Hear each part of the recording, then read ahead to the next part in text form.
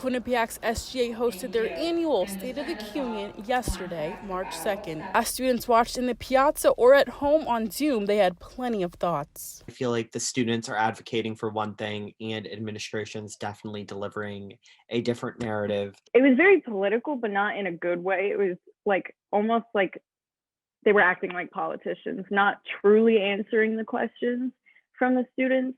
There were many questions, but Vice President of SGA, Caroline Mello, made sure to ask the big questions. We really tried to pick the questions that were asked most often. A lot of the questions I asked at the beginning were the ones that were pre-submitted. We actually really didn't write many of our own because we had so many pre-submitted. And so we tried to pick the ones that were submitted more than once because we knew that like several people wanted that answered. Students like Summer Parati are still shocked about the parking fee that will be implemented next fall and the 3-year rule of living on campus. If you live more than 25 miles away, you have to have Quinnipiac housing.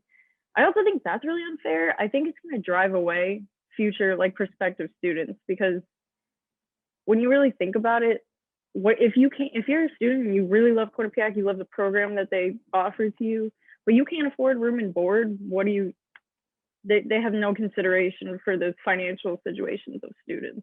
Now, when I asked Tom Ellett, who's the Chief Experience Officer here, why implement a new rule stating that students must live on campus for 3 years during a pandemic, he told me that this is something that had been talked about for a while now, even something that was brought up in his interview.